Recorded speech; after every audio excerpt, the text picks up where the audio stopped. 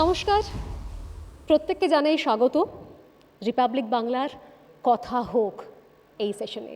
নারীকে আপন ভাগ্য জয় করিবার কেন নাহি দিবে অধিকার হে বিধাতা। তারপর অনেক বছর পেরিয়ে গিয়েছে, সময় বদলেছে, রাজনীতির পাল্লা বদল হয়েছে, আরও অনেক কিছু হয়েছে, আমরা এগিয়ে এসেছি, কিন্তু এখনো পর্যন্ত নারী কি সত্যি সত্যি আপন ভাগ্য জয় করার অধিকার পেল?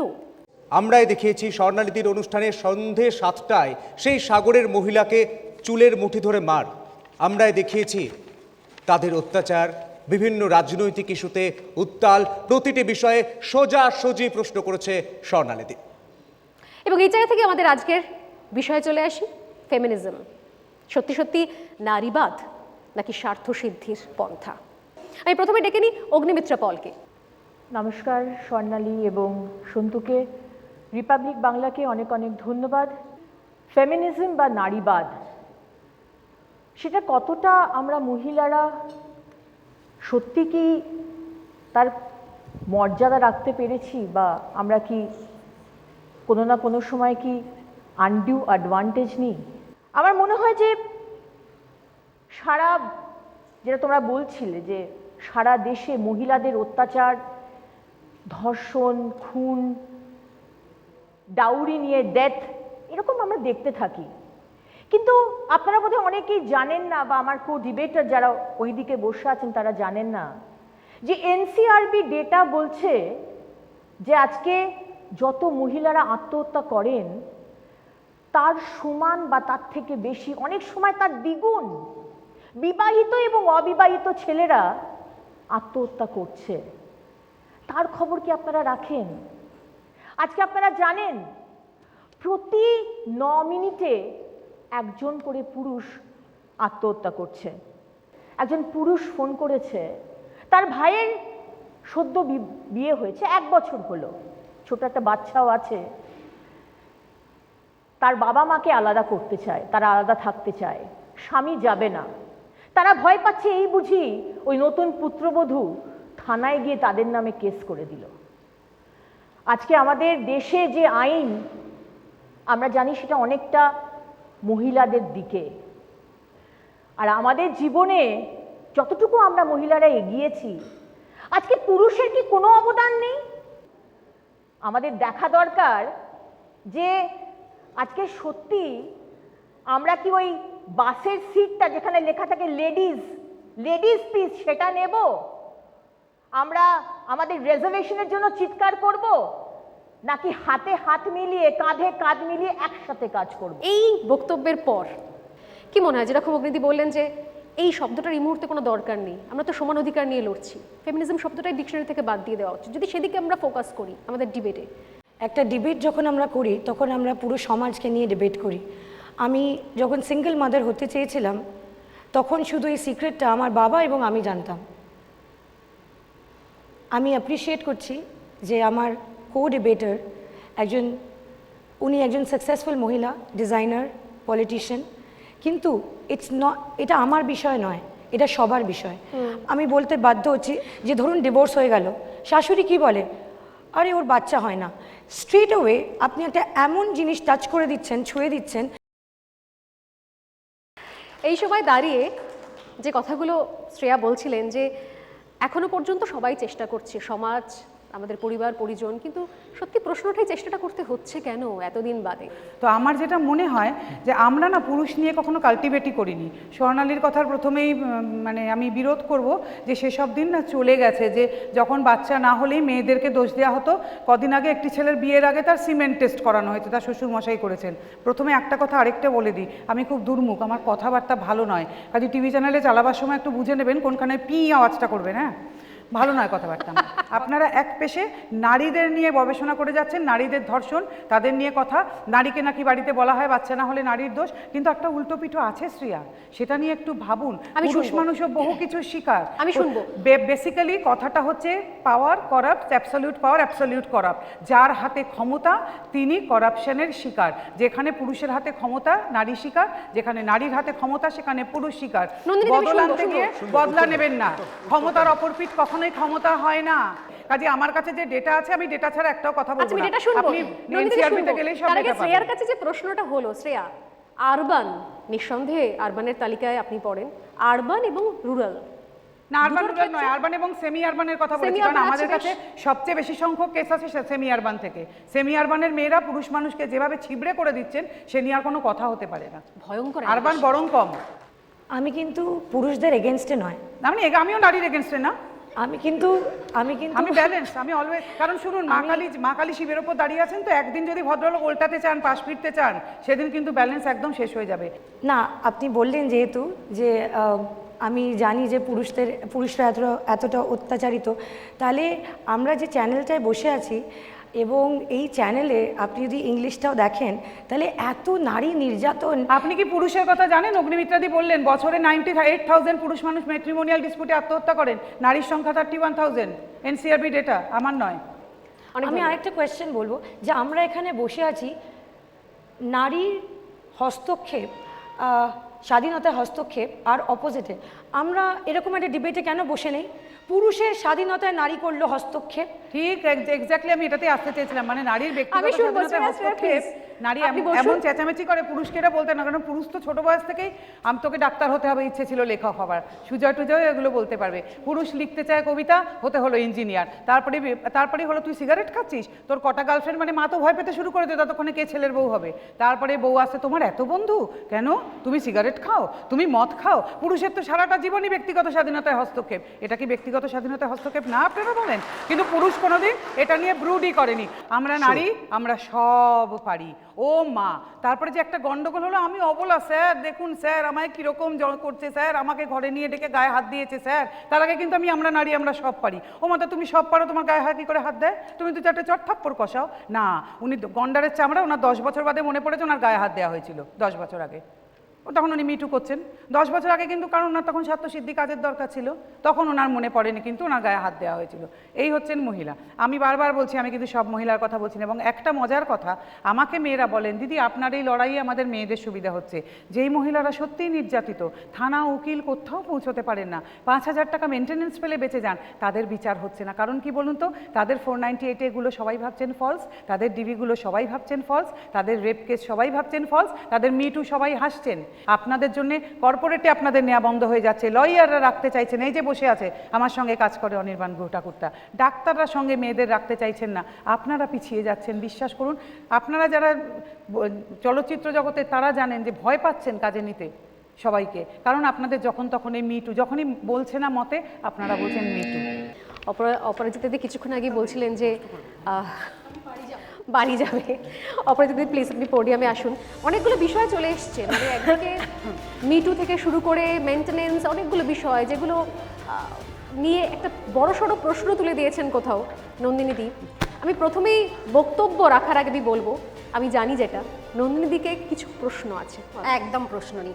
আপাতত আমাকে এখানে কী জন্য ডাকা হয়েছে আমি জানি না, কিছু একটা বক্তব্য রাখা যায়, কিন্তু আমি যাকে খুঁজছি সে একজন পুরুষ, যার মাথাটা আমি ফাটাবো, ময়ূখ। আর সত্যি কথা বলতে কি, এই অনুষ্ঠানে কথা বলার আমার কোনো যোগ্যতা নেই, কারণ না আমি অগ্নির মতো আমার কাছে অত ডেটা আছে, না শ্রেয়ার মতো আমার অত জানা আছে, না দিদির মতো আমি অত কিছু জানি। আমি কিছুই জানি না, মানে নিজের একটা গল্প জানি, মানে আমি আমার জীবন দিয়ে যেটা ফিল করি সেটা জানি। কিন্তু ও কিন্তু ইন্টারন্যাশনাল মেন্স ডেতে একটা অসাধারণ বক্তব্য রেখেছে, সেটা আমি কিন্তু শুনেছি। এবং মানে আমি পুরুষ দেখতে বিদ্বেষী নই, তার কারণ আমার জীবনে দুজন পুরুষ। এক হচ্ছেন আমার বাবা, যিনি আমাকে মায়ের মতো করে মানুষ করেছেন। আমার মা, বাবা হচ্ছে আমার মা, মা হচ্ছে আমার বাবা। আরেক হচ্ছে আমার স্বামী। এদের দুজনের জন্যই আমি আজকে এখানে দাঁড়িয়ে আছি, আমার অস্তিত্ব টিকে আছে।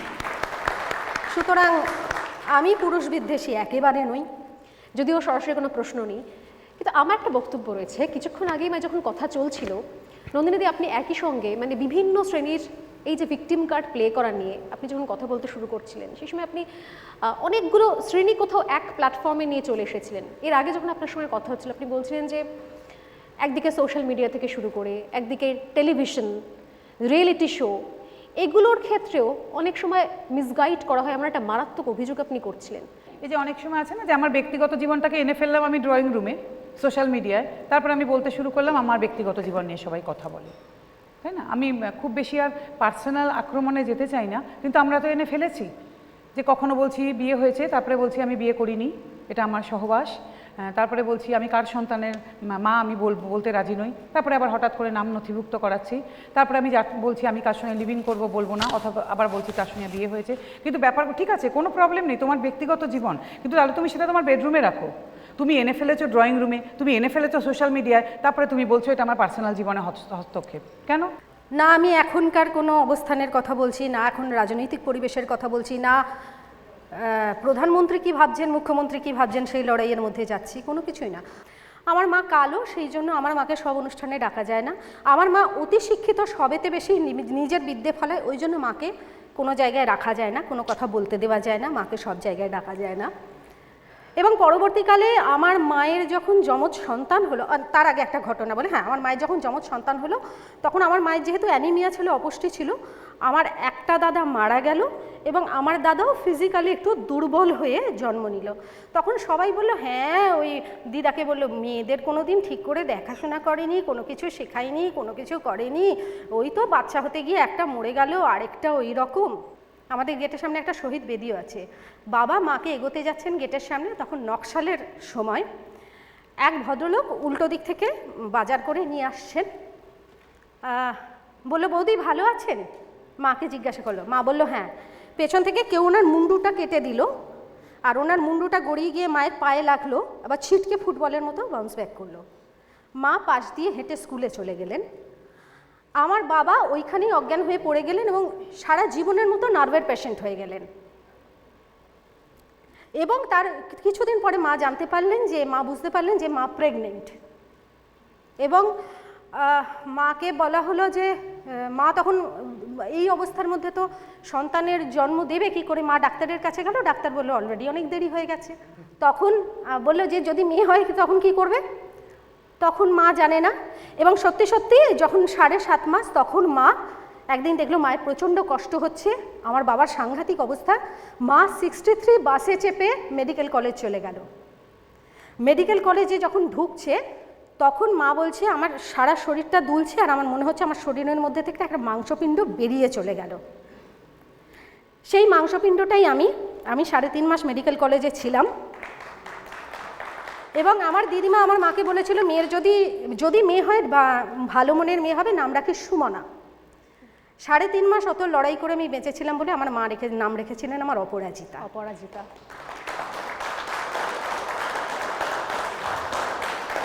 সুতরাং এখানে আমার বাবার লড়াইটাও কিন্তু অনেক বড় ছিল।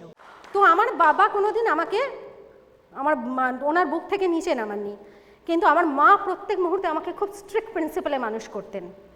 আমার কোনো শৈশব ছিল না, আমাকে ছোটোবেলা থেকে সমস্ত ঘরের কাজ শেখানো হতো, সমস্ত কিছু। কারণ আমার মা বলতেন, জানিস তো সমাজে মেয়ে হয়ে জন্মালে মেয়ের নাম ফেলি, জমে নিলেও গেলি, পরে নিলেও গেলি। নারী পুরুষ নির্বিশেষে মানুষের অবস্থান, পরিস্থিতি এবং অর্থনৈতিক অবস্থা মানুষে ঠিক করে দেয়। কারণ ব্রাহ্ম সমাজেও যখন ব্রাহ্ম সমাজ খুব উন্নত ছিল, সুজয় আমার থেকে অনেক বেটার বলতে পারবে, মেয়েদের অবস্থান খুব উঁচুতে ছিল। সুজয়, তখন মেয়েরা যেখানে দলিত সাংঘাতিক অবস্থা, মেয়েদের পুড়িয়ে মেরে দেওয়া হচ্ছে, সেই সময় ব্রাহ্ম সমাজে মেয়েদের অস্তিত্ব কিন্তু, কারণ অর্থনীতি সবসময় মেয়েদের অস্তিত্ব ঠিক করে দেয় সে কোন স্টেটাসে বিলং করবে। এই জায়গায় দাঁড়িয়ে এই সেন্টিমেন্ট, এই উজাড় করে কথা বলাগুলো সত্যি সত্যি সবসময় আমরা বিভিন্ন ইস্যু নিয়ে, বিভিন্ন দাবি দাওয়া নিয়ে সরব হই, উত্তাল হই, আমরা প্রশ্ন করি, কিন্তু কিছু সময় না প্রশ্ন না করে একটু শোনাও দরকার, শোনাটা প্র্যাকটিস করা দরকার। অনির্বাণ, এই এত ইন্টারেস্টিং একটা টপিক নিয়ে বলতে এসেছি, আমার এত ভালো লাগছে, তো অসংখ্য ধন্যবাদ রিপাবলিক বাংলাকে।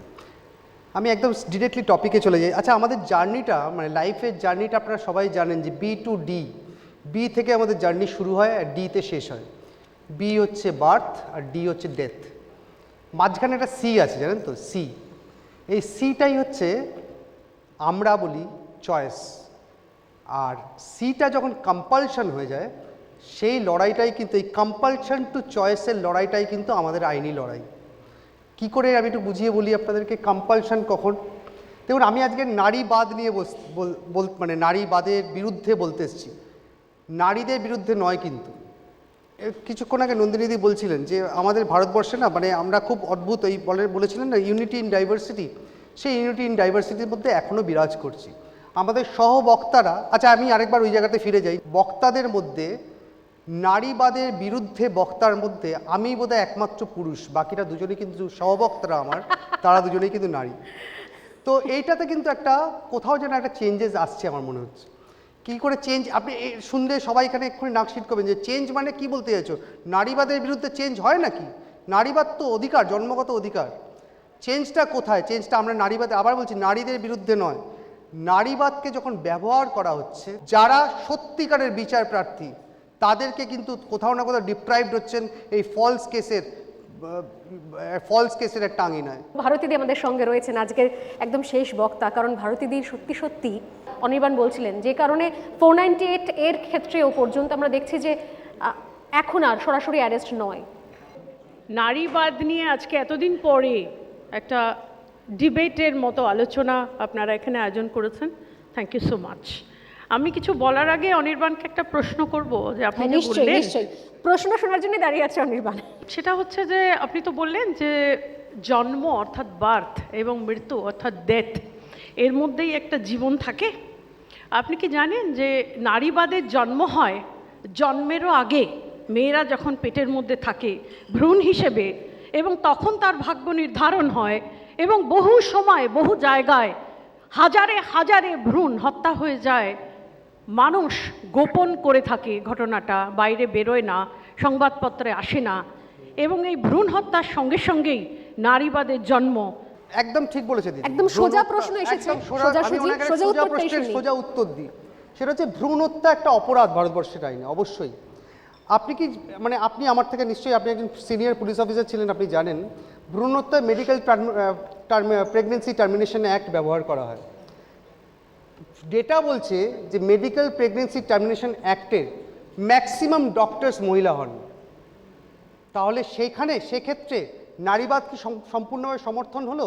অর্থাৎ নারীরাই যদি নারীদের, আপনি আমার দিকে কিভাবে তাকাবেন? আমি যদি আপনার ঘরের মেয়ে হই, যদি নারীবাদী করি, বাইরে বেরিয়ে বলি যে আমি আরও শিক্ষিত হতে চাই, আরও চাকরি চাই, আমি ধর্ষিত হতে চাই না, আমি আমার কর্মক্ষেত্রে সুরক্ষা চাই, আমি চাই বেতন বৈষম্য দূর হোক, আমি আপনার ঘরের মেয়ে, আমি কারোর বন্ধু, আমি কারোর মা, আমি কারোর বোন, আমি কারোর স্ত্রী, তারা কিভাবে আমার দিকে তাকাবেন? তখন সে নারীবাদটা নারীবাদ মনে হবে না, মনে হবে মাতৃশক্তি। কিন্তু আমি যদি আপনার উল্টো দিকে থাকি, আর আপনি যদি মনে করেন আমি আপনার ঠিক বন্ধু নই, বোন নই, স্ত্রী নই, মা নই, তখন মনে হবে যে এ কেন চাইছে যে বেতন বৈষম্য দূর হোক, এ কেন চাইছে যে 30% ইন্ডিয়ান ড্রপ আউটসদের মধ্যে একজন হবে না, এ কেন চাইছে যে শ্রমশক্তির মধ্যে ভারতবর্ষের মহিলাদের যে প্রতিনিধিত্ব অর্থাৎ 29% সেটা কেন বাড়বে, এ কেন চাইছে যে ভারতবর্ষের জিডিপিতে মহিলারা যে আজকে 17% কন্ট্রিবিউট করছে সেটা বেড়ে ওয়ার্ল্ড অ্যাভারেজ 27% হোক, এ কেন চাইবে মাথা উঁচু করে দাঁড়াতে, এ কেন সুরক্ষা চাইবে, এ কেন চাইবে sexual harassment of work place act উঠে যাক, এ কেন চাইবে prenatal diagnostic techniques misuse act তুলে যাক, এ আমার শত্রু। দেখুন, নারীবাদ মানে কিন্তু পুরুষ বিদ্বেষ নয়, কিন্তু নারীবাদ মানে হচ্ছে যে বৈষম্যটা রয়েছে আমার জীবনে, আমি সুযোগ চাই, আপনার মতো সুযোগ চাই, এটা কি অন্যায়? আমার জীবনে আমার নিজের জীবন নিয়ন্ত্রণ করতে চাই আমি, এটা কি অন্যায়? আমি চাই মাথা উঁচু করে দাঁড়াতে, আপনি যা মায়না পাচ্ছেন আমি সেই মায়না পাবো একই অর্গানাইজেশনে, এটা কি অন্যায়? নারীবাদ করা কোথায় অন্যায়? Is it an offence? আমরা এই ডিবেট এখানে শেষ করব। আমি জানি কি অনেকের অনেক কিছু বাকি রয়ে গেল বলা, অনেক কথা বলা। আমার দুর্গা বাঁচতে শিখেছে নিজের শর্তে, আমার বিষ্ণুরা যদি নিজের শর্তে বাঁচতে শিখে যাবে সেদিন কিন্তু খুব সমস্যা। আর আমি তার জন্য কিন্তু সামনে দাঁড়িয়ে আছি, আমার বিষ্ণুদের নিজের শর্তে বাঁচতে শেখাবোই শেখাবো। বিষ্ণুরা আর ভারতীয় বলছিলেন না, বিষ্ণু কেন, বিষ্ণু কেন, শিব কেন না? শিব বা বিষ্ণু যাই বলো। আরেকটা কথা বলে যাই, ভারতীদি বারবার ভারতীদি বারবার বলছিলেন ভারতবর্ষে কিন্তু 78.6% রেপ কেসেস আর ফলস, আর প্রায় ওর থেকেও বেশি 498 কেসেস আর ফলস। কাজে চাই একটা 498B হোক, সেদিন দেখবে এই ঝামেলাটাই মিটে যাবে। কেমন? এই ঝামেলাই আর কিন্তু সেদিন নেই। কেমন? এই AB থেকেই আমি দুটো পক্ষকে ধন্যবাদ জানাই, দুটো পক্ষকে ধন্যবাদ জানিয়ে কথা হওয়ার এই পর্ব শেষ করছি এখানেই। আপনারা সবাই থাকবেন আমাদের সঙ্গে, কারণ এরকমভাবে আরও অনেকগুলো বিষয় নিয়ে আমাদের কথা, এই কথার সফর জারি থাকবে, কথা হবে। নমস্কার, আমি অনির্বাণ বিশাখার সঙ্গে আজকে আপনাদের সঙ্গে, এবং এবার কথা হোক আরেকটু উন্মুক্ত পরিসরে। আজকের মোশনটাকে নিয়ে সেটা বোধহয় বলার সময় হয়ে গিয়েছে। আদর্শবাদ ক্ষমতা দখলই আজকের রাজনীতির প্রথম কথা। আমার মনে হয় প্রথমেই আমরা এই মোশনের পক্ষে যারা রয়েছেন অর্থাৎ সিটিজেন্স ভয়েস, নাগরিক সমাজের যারা বিশিষ্টজন তাদেরকে ডেকে নেওয়ার পালা। আমরা প্রথমেই ডেকে নেব যিনি আমাদের মধ্যে রয়েছেন, যার কথা প্রথমেই বললাম অত্যন্ত নীতিনিষ্ঠ, তাকে আগে ডেকে নেব প্রাক্তন আইপিএস অফিসার নজরুল ইসলাম। সময় শুরু হচ্ছে এখন। মাননীয় সঞ্চালকদ্বয়, সভার মতে আদর্শবাদ যেন তেন প্রকারণে ক্ষমতায় রাজনৈতিক দলগুলির চালিকা শক্তি। আমি ওই মতকে সর্বান্তকরণে সমর্থন করি।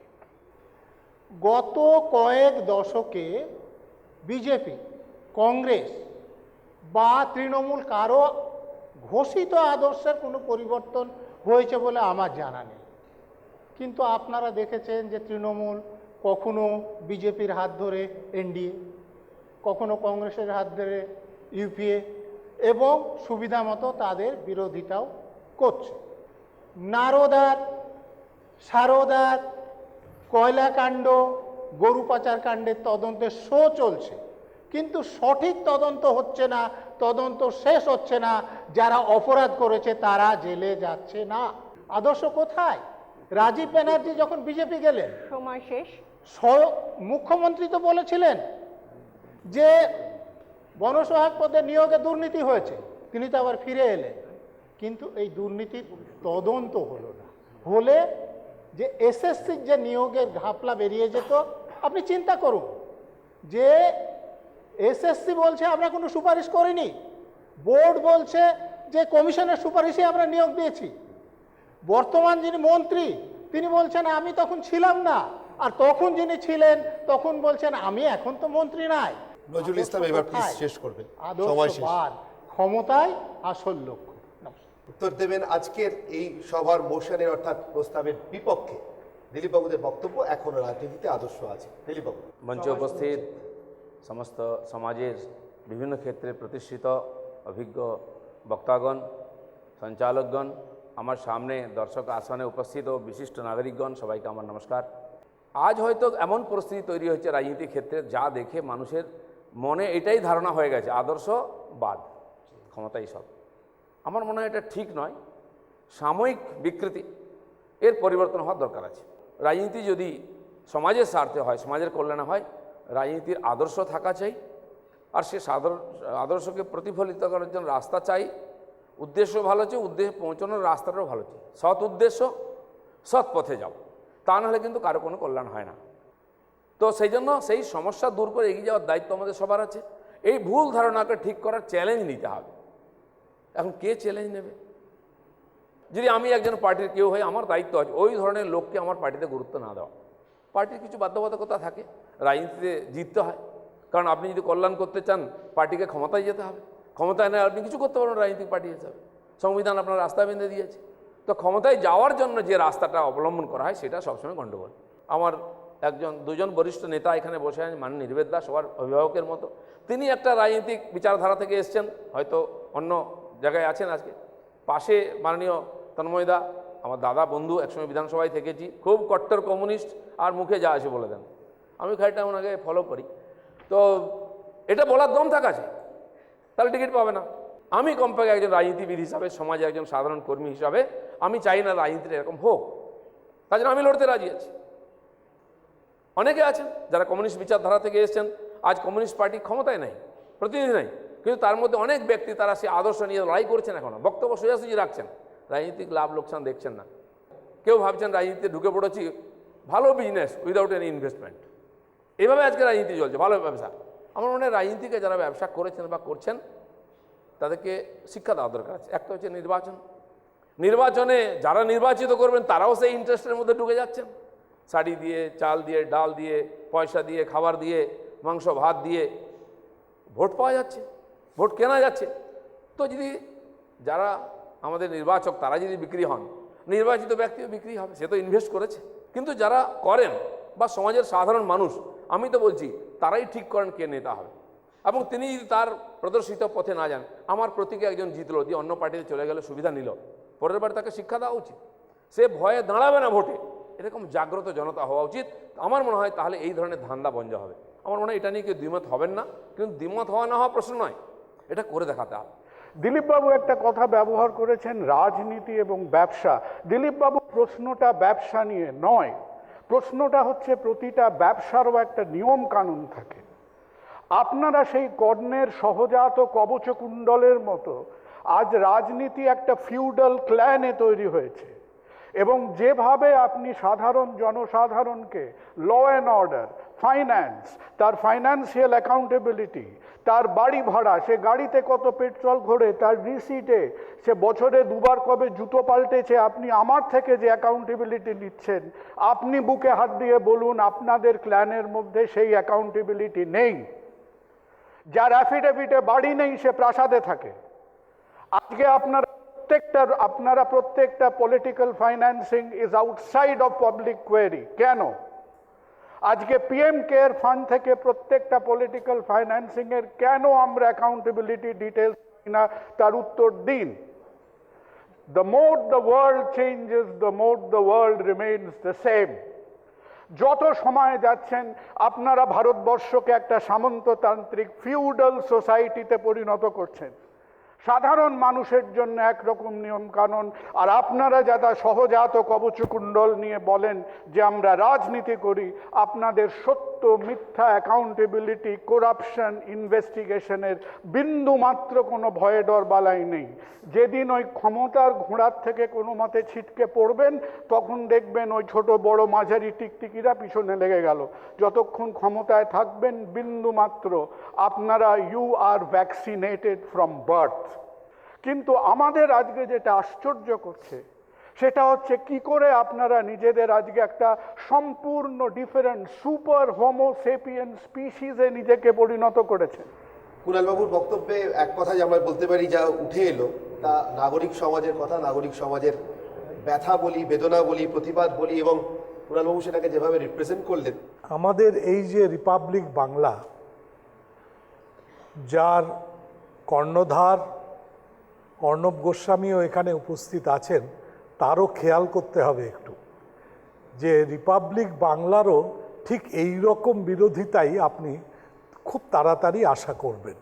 কারণ আপনি এস্টাবলিশমেন্টে আছেন, আপনি একটা কিছু করছেন, আর করলে তার বিরোধিতা করাটা সুবিধা এবং সহজ সুযোগ, আর কিছু নেই। এই মুহূর্তে ইন্দিরা গান্ধী কেমন ছিলেন এই আলোচনাটা যদি করা যায়, তাহলে দেশের অনেকাংশের বহু মানুষই তাকে ভালো বলবেন, তাকে বিশিষ্ট রাজনৈতিক নেত্রী বলবেন, আরও অনেক অনেক কথা বলবেন। কারণ একটা, প্রথমে মহিলা হিসাবে তিনি ভারতবর্ষ চালিয়েছেন এবং বাংলাদেশ তৈরি করেছেন। এর পরে আর বিশিষ্ট কথা বলার খুব বেশি কিছু থাকবে না। যখন বিষয় মানে অত্যন্ত ভালো মানুষ, যারা চিন্তাশীল মানুষ, যারা বুদ্ধিজীবী মানুষ, যারা যখন আলোচনা করবেন তখন বলবেন যে এই এই জায়গাটায় ওনার ভুল ছিল, এই এমার্জেন্সিটা ঠিক হয়নি, ইত্যাদি ইত্যাদি। কিন্তু মূলত এই ভদ্রমহিলা সম্পর্কে মানুষের একটা গভীর শ্রদ্ধা থাকে। মার্কস একটা তত্ত্ব লিখেছিলেন, সেই কার্ল মার্কসের কমিউনিস্ট ম্যানিফেস্টোতে কার্ল মার্কস অপূর্ব জার্মান ভাষায় লেখা, কিন্তু পরবর্তীকালে ইংরেজি হয়েছিল, আপনারা জানেন। Europe has seen the spectre of communism. বাংলায় আমরা লিখেছি ইউরোপ ভূত দেখেছে, কমিউনিজমের ভূত। আর সেই ভূতকে ঝেড়ে ফেলার জন্যে এক পবিত্র জোটে সামিল হয়েছে ইউরোপের যত সাবেকি শক্তি, পোপ এবং জার, মেত্তার্নিক এবং গিজো, ফরাসি র্যাডিক্যাল এবং জার্মান পুলিশ গোয়েন্দারা। এরপর আস্তে আস্তে আসছে সমস্ত ম্যানিফেস্টোটা, এবং সে অপূর্ব একটি সাহিত্য কীর্তি। সেই সাহিত্য কীর্তিটার দ্বারা আমরা অনেকে ছাত্রাবস্থায় মুগ্ধ হয়েছি।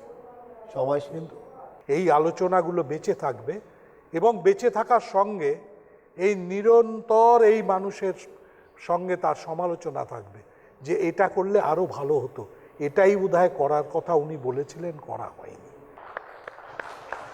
পড়াশোনার জন্য বা অন্য কোনো কারণে দর্শন পড়েছি তারা জানি, মিলিন্দ থেকে চাণক্য, ডিলেমা বলে একটা বস্তু, আপনাকে গরুর শিকের মাঝখানে বসিয়ে দেবেন এবং তারপর আপনি ঠিক করতে পারবেন না কোন দিকে যাবেন।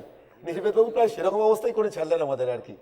আমার মনে পড়ে যায় সেই হিন্দি গানটা, জানে কাহা মেরা দিল জিগর গায়েগি আবি হাবি ইহা থোকা কিদার গিয়াগি। কেন, কি করে যে দুটো পার্টি 35 বছর ধরে রাস্তায় রাস্তায় রক্তগঙ্গা বইয়েছে, তারা জোট বাঁধালো কিসের জন্যে? একজন মানবীকে ফেলার জন্যে, ব্যক্তিত্বকে ফেলার জন্যে। ঠিক এই ভারতবর্ষের সেই অবস্থায় এখন আমরা দেখতে পাচ্ছি, সবাই জোট করছে। যেরকম জুলিয়াস সিজারকে মারা হয়েছিল, কি করে একটা ব্যক্তিকে ফেলা হয়? এর মধ্যে আদর্শ আছে নাকি? আদর্শ যদি থাকে তাহলে আমার প্রশ্ন উঠছে, সিপিআই থেকে সিপিএম হলো কেন? জোড়াবলদ থেকে গাই বাছুর হলো কেন? হাত হলো কেন? তৃণমূলের ঘাস হলো কেন? আদর্শের তফাৎ কোথায়? স্বতন্ত্র পার্টি লুপ্ত হলো কেন? আদর্শ নিয়ে তো এগুলো কথা হয়। জনসন থেকে বিজেপি হলো কেন? সবই একটা জিনিস, ওই মরিচিকা কি করে গদি পাবো। আমাদের ফ্রিডম ফাইটাররা যখন লড়েছে তখন কি তারা টাকা চেয়েছে? আমরা এখন একজনকেও দেখতে পাই যে টাকা ছাড়া কাজ করে। এখন আমরা রিজার্ভেশন করছি, আমরা ভারতীয় হিসেবে নিজেদের চিহ্নিত করি না। মহারাষ্ট্রায় গেলে বলে মহারাষ্ট্রের জন্য মহারাষ্ট্র। আমরা এখনো বিভাজন করছি, শিডিউল কাস্ট, শিডিউল ট্রাইব। আমি জানতাম ধর্ম ফেতের উপর নির্ভর করে। তা যদি হয়, বিশ্বাসের উপর যদি ভিত হয়, তার আবার প্রোটেকশন কি? আমি তন্ময় বাবুকে ডেকে নেব। তন্ময় ভট্টাচার্য, আজকের যে বিতর্ক, এই মুহূর্তে যে বিতর্কের মধ্যে আমরা রয়েছি, আদর্শবাদ ক্ষমতা দখলই আজকের রাজনীতির প্রধান লক্ষ্য। আমরা পলিটিক্সের বাংলা করেছি রাজনীতি। রাজতন্ত্র থেকে এসেছি বলেই করেছি কিনা আমি জানি না, কিন্তু যেদিন রাজনীতি করেছি সেদিন কথাটার ভেতর দুটো মানে ঢুকিয়ে দিয়েছি। একটা মানে রাজার নীতি, আর একটা মানে নীতির রাজা। যারা রাজার নীতি বলতে রাজনীতি বোঝেন, তাদের আদর্শের প্রয়োজন হয় না, তাদের হিটলার হলেই হয়। হোমোস্যাপিয়েন্সের বাহু ব্যবহার থেকে মানুষের মস্তিষ্ক ব্যবহারে নাকি সময় লেগেছিল 7 লক্ষ বছর, কিন্তু মস্তিষ্ক ব্যবহৃত হয়েছিল শেষ পর্যন্ত। মস্তিষ্ককে কিনে নেওয়ার 1000 প্রয়াস চলে, ঠিক, এটাও ঠিক। দিলীপদা রাজ্যের সভাপতি থাকতে থাকতেই মুকুল রায়রা তৃণমূল ছেড়ে বিজেপিতে আসেন। আবার তারা বিজেপি ছেড়ে চলে যাওয়ার পরে মুকুল রায়রাও সভাপতি থেকে চলে আসেন, এটাও ঠিক। আগের দিন টেলিভিশন চ্যানেলে নির্বেদদা কংগ্রেস দলের হয়ে তৃণমূলকে ব্যাপক গালাগাল করে যাওয়ার পরে পরের দিন তৃণমূল দলের প্রতিনিধিত্ব করবার জন্য হাজির হন। আমি এ দুটোর কোনোটা পারি না, আমায় ক্ষমা করবেন। ধন্যবাদ, নমস্কার। এই মোশন নিয়ে যখন কাউন্টার ইন্টারজেকশনের জায়গা আসছে, তখন ইন্টারজেক্টর হিসেবে প্রথম বক্তা তন্ময় দা। আমাদের বিনীত নিবেদন হচ্ছে, এটা আমার পক্ষের কাছে কোনো প্রশ্ন নেই, কারণ আমি ওপক্ষের বক্তব্য যা শুনেছি, আমি যা মানে বুঝেছি, সেটা হচ্ছে 3 জন বক্তাই আদর্শ নেই বলে ব্যথিত। 3 জন বক্তার ভেতরেই আদর্শের ক্রাই আছে। 3 জন বক্তাই রাজনৈতিক দলগুলোকে অভিযুক্ত করেছেন আদর্শহীনতার বিরুদ্ধে, আদর্শ থেকে বিচ্যুতির বিরুদ্ধে। একটা প্রশ্ন নির্দিষ্ট করে আমার দল সম্পর্কে হয়েছে, সিপিআই থেকে সিপিএম হলো কেন? আদর্শের জন্যই। সিপিআইয়ের কর্মসূচি আর সিপিআইএমের কর্মসূচি পড়লেই বোঝা যাবে কেন হয়েছিল, আদর্শের জন্যই হয়েছিল। অনেক ধন্যবাদ তন্ময়দা, একেবারে অন টাইম। তন্ময়দা শেষ করলেন 30 সেকেন্ড, মানে 30 সেকেন্ডই অনির্বাণ। আদর্শ আছে, এই কথা বারবার যারা বিপক্ষে ছিলেন আজকের মোশনে তারা বলেছেন, আরও একবার তাদেরকে সুযোগ দেওয়া হচ্ছে। তন্ময়দার বন্ধু সবাই, তাই উনি কিছু বলবেন না, তাহলে তো বিতর্ক হবে না। আমারও বন্ধু, বড় আছেন সবাই। আমি বলছি, ডাক্তারবাবু যে ধরনের প্রশ্ন তুললেন যে ইনকোয়ারি হচ্ছে, রেজাল্ট আসে না, খালি সিবিআই বা রাজনীতিদের ক্ষেত্রে নয়, এখানে নজরুলবাবু বসে আছেন, উনি অনেক বছর চাকরি করছেন সম্মানের সঙ্গে এবং লড়াই করেছেন, অনেক বড় অফিসার ছিলেন, অধ্যাপক আছেন। কোন ডিপার্টমেন্টে ইনকোয়ারি হয় না আর কোন ডিপার্টমেন্টে রেজাল্ট বেরোয়? ডক্টর কুণাল সরকার যখন বলছিলেন তখন তিনি একটা বিষয় বলেছিলেন যে ভুল বিয়ে বাড়িতে চলে যাওয়া, অর্থাৎ কোথাও গিয়ে যে দলে থেকে কাজ করতে পারছি না, এই কথাটা বিধানসভা নির্বাচনের আগে এবং পরে বারবার শোনা গেছে এবং আজকের দিনে দাঁড়িয়েও অত্যন্ত প্রাসঙ্গিক। দল বদল করা, এখানে কি আদর্শ রয়েছে? বিদেশেও হয়েছে, আমাদের দেশে হয়েছে, হচ্ছেও। কিন্তু আমি যেটা মনে করি, সমস্ত সিস্টেমের পতন হয়, বিকৃতি হয়, বাড়ে, সব ব্যাপারে হয়েছে, এটাও বাড়ছে, ঠিক করার সিস্টেমটা কমজোর। তাই এটা আমাদের পশ্চিমবাংলায় এখন বেশি চোখে লাগছে। তৃণমূল কংগ্রেস ক্ষমতায় আসার পরে এটা ব্যাপক হয়েছে। যে নেতার নাম নিলেন আমার বন্ধু তন্ময় দা, টিএমসি ক্ষমতায় আসার পরে তাদের সমস্ত পঞ্চায়েত, মিউনিসিপ্যালিটি, জেলা পরিষদের রাতারাতি পাল্টে দিয়েছিলেন। আর সেইখান থেকে একটা ব্যবসায়ীকরণ হয়ে গেছে ব্যাপক হারে। অনেকে চরিত্র হয়ে গেছে, অনেকে এসেছেন, অনেকে আনা হচ্ছে। কিন্তু আমি মনে করি না ওই লোকগুলোই শেষ কথা রাজনীতির। ওরা শেষ কথা নয়, ওরাই রাজনীতির নয়, এটা প্রমাণ করতে হবে সবাইকে। ভাইরাল জ্বরের মতো দলবদলটাও একটা ভয়ঙ্কর প্যান্ডেমিকের মতো দেখা যাচ্ছে। দ্বিতীয় কথা হলো যে আমার আলোচনাটা শুনে মনে হচ্ছে যে এখন পলিটিশিয়ানদের প্রবলেম উইথ আদর্শ হচ্ছে খানিকটা ওই শেষের কবিতার অব্যক্ত প্রেমের মতো আছে, কিন্তু ব্যক্ত করা যাচ্ছে না। শেষের কবিতার অব্যক্ত প্রেম কুণালদা মাঝে মাঝে সাহিত্য বলেন, তা ঠিকই। তবে এই অব্যক্ত প্রেমও কিন্তু শেষ পর্যন্ত সে আমার প্রেম তারে আমি রেখিয়ায় রাখিয়া এলেন অপরিবর্তন অর্ঘ তোমার উদ্দেশ্যে, এইটা দিয়ে শেষ হয়েছিল, অব্যক্ত ছিল না। ধন্যবাদ। হয় একটা পার্টিতে থাকুন, নয় আপনি সন্ন্যাস নিন, কিন্তু এই ফ্লোর ক্রসিং করছেন, আবার ফিরত আসছেন, আয়ারাম গায়ারাম, এটা কি? এটা আদর্শের একটা পরিচয়? আমরা সামনের প্রজন্মকে কি শিক্ষা দিচ্ছি? আর সব কাজের পেছনে আমরা একটা টাইটেল চাইছি। আমার পরিচয় ভিজিটিং কার্ড নয়, আমার পরিচয় আমার কর্ম। আদর্শটা একটি মানুষের নয়, আদর্শটা সমস্ত মানুষ কোনখানে লক্ষ্য করবে। খেয়াল করবেন যে ভারতবর্ষে পশ্চিমবাংলায় 1967 সালের আগে সমস্ত মধ্যবিত্ত বুদ্ধিজীবী ছাত্ররা রাজনীতির পথে ছিল। আর 1969 সালের পরে, 71 সালের পরে আস্তে আস্তে আস্তে আস্তে তারা সরে গেল। কেন সে আলোচনায় যাচ্ছি না, সময় কম। কিন্তু এটা পরিষ্কার যে তার পরের থেকে যে রাজনীতির চেহারা হয়েছে সেখানে নিশ্চয়ই কিছু পয়সা করি, ব্যক্তিগত উদ্যোগ এইসব চলছে, এবং যার জন্যে এখান থেকে ওখানে, ওখান থেকে সেখানে রাজনীতির ওঠাপড়া চলছে। কিন্তু এটা তো রাজনীতির নাম আমরা গ্রহণ করছি, কোট আনকোট, ওটা রাজনীতি নয়। এই পর্বের বিষয় সোনার বাংলা, তরুণের স্বস্তি না দীর্ঘশ্বাস। শুরুতে বাবুল সুপ্রিয়র বক্তব্য। প্রথমেই রিপাবলিক টিভিকে ধন্যবাদ জানাবো একটা খুব ভালো ডিবেটের এই আয়োজন করার জন্য। আজকে অনেক বিশিষ্ট ব্যক্তিরা আসছেন, তাদের বক্তব্য আপনারা শুনবেন। অপোজিশনের যারা আছে বা ডিবেটের অন্যদিকে যারা আছেন, তারা যখন কনভিন্সিং কথা বলেন তখন আপনি অনেক কিছু শিখতে পারেন। আমার মনে হয় আজকের ডিবেটের যেটা মূল, যেটা নিয়ে আমরা ডিবেট করব, অ্যাকচুয়ালি এটা ঠিক ডিবেটের বিষয় নয়। কারণ আমার মনে হয় মালিক থেকে যারা বসে আছেন, আমার দিকে যারা বসে আছেন, যারা পক্ষে বা বিপক্ষে, আমরা সবাই কিন্তু সোনার বাংলা চাই। কাজে এই নিয়ে কোনো তর্ক বিতর্ক হতে পারে না, কারণ আমরা we are all for the সোনার বাংলা, আমরা সবাই সোনার বাংলা চাই। আমি আপনাকে জাস্ট একটু থামাচ্ছি। আমাদের আজকের বিষয় তরুণদের। আজ আমরা রাজনীতির কচকচানি নিয়ে না ভেবে রাজনীতিতে যাচ্ছি না, তরুণের স্বপ্ন নাকি দুঃস্বপ্ন। না, আমি আসলে একটু অন্যদিকে যাচ্ছি, আমি তরুণ নয় তো। হ্যাঁ, তো তরুণ ঠিক নয় তো, এই জন্য এরা হচ্ছে তরুণ, ওরা বলবে। আমি সেই জন্য বলছি যে সোনার বাংলা নিয়ে আমরা কথা বলছি তো। তরুণের স্বস্তি নাকি দীর্ঘশ্বাস সোনার বাংলা? তরুণের স্বস্তি এটাই হবে যদি গণতান্ত্রিকভাবে যে সরকারকে বেছে নেওয়া হয়েছে, তার সেই সরকার যদি ভালো কিছু করে, যেটা ভালো কিছু করে বলে মানুষ মনে করে, সেই ভালোটাকে যদি অপোজিশনও সাপোর্ট করে এবং সেইটাকে আগে কি করে নিয়ে যাওয়া হয় সেই ব্যাপারে যদি তাদেরকে, সেই বিরোধী দল মানে শাসক দলকেও যদি সাপোর্ট করে, এবং যেখানে বিরোধিতা করার সেই বিরোধিতাটা যেন বিধানসভা হোক, পার্লামেন্ট হোক, সেখানেও করা হোক, সেখানেও যেন মানে সেখানে শুধু জোর গলায় বলা হবে তা নয়, সেটা শোনা হোক। এবং শাসক দল বিরাট একটা মেজরিটি নিয়ে এসছে বলে অপোজিশনকে বুলডোজ করে বিল পাস করিয়ে নেবে, এটাও কোথাও হওয়া উচিত। আমার মনে হয় এটা যদি মেনটেন করা যায়, তাহলেই সোনার বাংলা হোক, রামরাজ্য হোক, সেটা যতই ইউটোপিয়ান ড্রিম হোক না কেন, we will at least be walking in the right direction. আমরা শতরূপ ঘোষকে ডেকে নেব। বাবুল সুপ্রিয় এতক্ষণ যেটা বললেন, তার কি মত, তিনি যদি পোডিয়ামে গিয়ে সেটা বলেন। বাবুলদা যে কথাটা বলেছেন সেই কথাটার সাথে আমার ধারণা আমরা থিওরিটিক্যালি কেউই ডিসএগ্রি করবো না। আমি খালি একটাই কথা বলি, দেখুন ভোটে জিতে যারা এসছেন, সরকার তারা চালাচ্ছেন, এখন সরকার বা মন্ত্রিসভা তো মনে করুন পৃথ্বীরাজ চৌহানেরও ছিল, রানা প্রতাপেরও ছিল, সিরাজউদ্দৌলারও ছিল, কৃষ্ণচন্দ্রেরও ছিল, সবারই ছিল।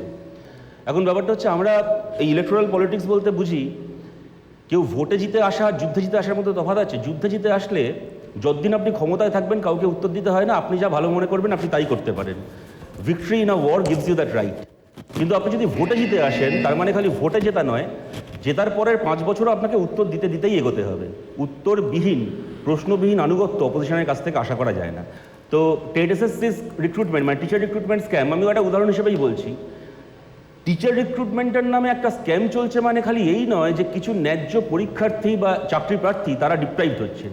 এর উল্টো দিকটা হচ্ছে সেই ক্লাসরুমগুলোও ডিপ্রাইভড হচ্ছে একজন যোগ্য শিক্ষকের কাছ থেকে। আমার বাড়িতে, আমার পরিবারে, আমার 14 গোষ্ঠীতে কেউ যদি চাকরির পরীক্ষা নাও দিয়ে থাকে, টেট এসএসসি পরীক্ষা নাও দিয়ে থাকে, আমার বাড়ির বাচ্চাটা যে স্কুলে পড়তে যায় কি আমার প্রতিবেশীর বাচ্চাটা যে স্কুলে পড়তে যায়, সেই স্কুলের ক্লাসরুমে যোগ্য শিক্ষক থাকবেন না যদি মেধার ভিত্তিতে শিক্ষক নিয়োগ না হয়। সুতরাং এর শুধুমাত্র শতরূপের এই বক্তব্যের পরিপ্রেক্ষিতে আমি বাবুল কাছে একটা শুধু প্রশ্ন শুধু অ্যাড করে দেব, সেটা হচ্ছে সাম্প্রতিক ইউনেস্কো রিপোর্ট বলছে এ রাজ্যে 1,15,000-এর বেশি শিক্ষক পদ ফাঁকা। হ্যাঁ, তো আমার মনে হয় যে আমি এইটুকুনি বলবো, শতরূপ তো আমার বক্তব্যের পরিপ্রেক্ষিতে কিছু বলেনি। ও যেটা আমি যেটা বলেছি, যেমন ও এগ্রি করেছে, ও যেটা বলেছে সেটাও আমি এগ্রি করেছি। এবং আমার মনে হয় যে অপোজিশন পলিটিক্স না থাকলে ডেমোক্রেসি থাকে না, যেটা ও বললো যে যুদ্ধে জিতলে অন্য কেউ কথাই বলতে পারবে না। তো অপোজিশন পলিটিক্স নিশ্চয়ই থাকবে, তারা তাদের কথা বলবে। এবং শাসক দলের মধ্যে যদি সেই অনেস্টিটা থাকে, যেটা আমি মনে করি যে 3 বার পরপর দিদি জিতে আসার পরে অবভিয়াসলি উনি যাতে এই কনসলিডেশনটা ধরে রাখতে পারেন, তার জন্য উনি ওনার যা করার সেটা নিশ্চয়ই করবেন আগামী দিনে। এবং এই যে ইউনেস্কোর যে রিপোর্টটা আছে, এটা সরকার অ্যাকনলেজ করেনি তা তো নয়। এখন এর পুরোটাই কি সোনার বাংলা করে দিয়ে 1,15,000 কি চাকরি ইমিডিয়েটলি দেওয়া যাবে? আমার মনে হয় তার মধ্যে অনেক প্রস অ্যান্ড কনস আছে। আমি 7 বছর যেখানে ছিলাম আমিও দেখেছি যে ফাইল ওয়ার্ক আর অন দ্য গ্রাউন্ডের মধ্যে একটা ওই gap between the lip and the cup থেকে যায়। তো as long as we are honest, I think যে তৃণমূল কংগ্রেস এই মুহূর্তে আমি ভেরি স্লিপারি গ্রাউন্ড, একটা দল চেঞ্জ করেছি, কাজে হঠাৎ এদিক ওদিক বললে আমার মনে হয় অ্যাজ এ রাজনীতিকবিদ আমার ক্রেডিবিলিটি চলে যাবে। Thank you so much. আপনি বসুন প্লিজ। সুস্থ সমাজে ভাতা হচ্ছে একটা ইন্টারিম রিলিফ মেজার, সেটা কখনো পার্মানেন্ট সলিউশন হতে পারে না। একজন যুবককে কাজ দিতে হবে, যতদিন আমি কাজটা দিতে পারছি ততদিন আমি তাকে সে যাতে সাস্টেন করতে পারে তাকে আমি একটা ভাতা দিচ্ছি। তার মানে তো আমি তাকে এটা বলতে পারি না যে সারা জীবন ভাতা নিয়ে চালিয়ে দাও, জীবনে চাকরির মুখ দেখতে চেও না। ধ্বংস হয়ে যাবে, শেষ হয়ে যাবে, একটা জেনারেশন শেষ হয়ে যাবে যদি মেধার ভিত্তিতে চাকরি পাওয়ার বদলে ঘুষ দিয়ে কিছু লোক চাকরি পেয়ে শিক্ষক হয়ে বসে থাকে। পুলিশের রিক্রুটমেন্ট হচ্ছে না, পুলিশের যারা প্যানেলিস্ট তারা অবরোধ করতে গিয়ে রাস্তায় ধর্ণা দিতে গিয়ে মার খাচ্ছেন, তার মানে এটা খালি তাদের প্রতি অবিচার। তাদের প্রতি অবিচার তো বটেই, কিন্তু ফেয়ারলি যদি পুলিশ রিক্রুটমেন্ট না হয়, পুলিশে যদি হাজারে হাজারে পোস্ট খালি থাকে, সেক্ষেত্রে ল অ্যান্ড অর্ডার একটা রাজ্যে ল অ্যান্ড অর্ডারকে পাহারা দেওয়ার দায়িত্ব তখন অনুব্রত মণ্ডল এবং আরাবুল ইসলামদের মতো সিভিক সমাজসেবীদের হাতে এসে পড়বে। কিছু করার নেই, রাজ্যে সর্বনাশ হয়ে যাবে। সুতরাং আমার মনে হয় যে এমপ্লয়মেন্টের বিষয়টাকে একটা বৃহত্তর একটা সোশ্যাল পার্সপেক্টিভে দেখা উচিত। আমি এখানে একটা কথা 100 বার বলবো যে একটা রাজ্যের ছেলে মেয়েকে চাকরি দেওয়ার দায়িত্ব একমাত্র রাজ্য সরকারের নয়। পশ্চিমবাংলা ভারতের একটা অংশ। ভারতের যারা সরকারে এখন আছেন তারাও যদি রেলে নিয়মিত করে স্বচ্ছভাবে পরীক্ষা নিতেন, তারাও যদি বিএসএনএলের ঠিকা কর্মচারীদেরকে ঠিক করে মাইনে দিতেন, তাহলেও গোটা দেশের সঙ্গে ভারতবর্ষেরও বহু ছেলেমেয়ে তারা উপকৃত হতেন। আমি বলছি না আলুচপ করাটা কোনো খারাপ কাজ, কিন্তু who are you to dictate me যে আমি শিক্ষকতা করবো নাকি আমি চপের দোকান করবো? শাসক দলের মিছিলে, তৃণমূলের মিছিলে সামনের দিকে যে নেতারা হাঁটেন, তারা আজকে কেউ কাউন্সিলর হবেন, এমএলএ হবেন, এমপি হবেন, মন্ত্রী হবেন, কেউ কোনো কমিটির চেয়ারম্যান হবে। আমি জাস্ট 10 সেকেন্ড আর নিচ্ছি, আমি শেষ করে দিচ্ছি। শতরূপ আপনার সময় শেষ, জাস্ট 10 সেকেন্ড। আমি যদি আমার এই কথাটা শেষ করে নিতে পারি, just 10 second, I won't take more than that. যারা সামনের দিকে আছেন তাদের কিছু না কিছু ব্যবস্থা হয়ে যাবে, কিন্তু তৃণমূলের মিছিলেই আপনাদের পেছনে যে ছেলে মেয়েগুলো হাঁটছে তারা তো সবাই এমএলএ, এমপি, কাউন্সিলর হবে না, তাদেরকে তো কালকে একটা চাকরি করতে যেতে হবে। আজকে যখন রাজনৈতিক ডিবেটে দাঁড়িয়ে কথা বলবেন, আমাদের মিছিল ছেড়ে দিন, একবার ঘাড় ঘুরিয়ে নিজের মিছিলের পেছনের দিকে তাকান, পেছনের দিকে আপনার মিছিলের ছেলে মেয়েগুলো আছে, তাদের কথা ভেবেও আশা করি সামনের দিনে সমাজ চলবে, দেশ চলবে, রাজনীতি চলবে। সময় একেবারেই শেষ। শতরূপ আপনি পোডিয়ামে থাকুন প্লিজ, আপনাকে একটু দাঁড়ানোর জন্য অনুরোধ করছি। আমি এদিক থেকে ডেকে নেব সায়ন চক্রবর্তীকে শতরূপের প্রশ্নের জবাব দেওয়ার জন্য। আমি বারবার এনাদের নিউজেই দেখি চপ শিল্প, চপ শিল্প, চপ শিল্প। ওদের প্রবলেমটা চপ শিল্প নিয়ে নয়, ওদের প্রবলেমটা হচ্ছে গিয়ে রাস্তার মোড়ে দাঁড়িয়ে আমি গ্র্যাজুয়েশন করে কি করে গিয়ে চপ বেচবো? আমি বাড়িতে বসে থাকবো তো আমি চপটা বেচবো না, কারণ আমাকে বাবা মা বলে দিচ্ছে যে আমি যদি পরীক্ষায় ফেল করি, আমার যদি রেজাল্ট খারাপ হয়, আমাকে তাহলে রাস্তায় গিয়ে চা বেচতে হবে, আমাকে গিয়ে রাস্তার মোড়ে গিয়ে চপ বেচতে হবে। আমি রেজাল্টটা ভালো করে কেন যেতে পারি না? এটা সব থেকে বড় প্রবলেম শতরূপদা। এটা আমার তোমার প্রবলেম না, এটা বাড়ি থেকে আমাদের মধ্যে বস্তা পচা করে ঢুকিয়ে আসছে। এটা আমাদের বাবা মার প্রবলেম।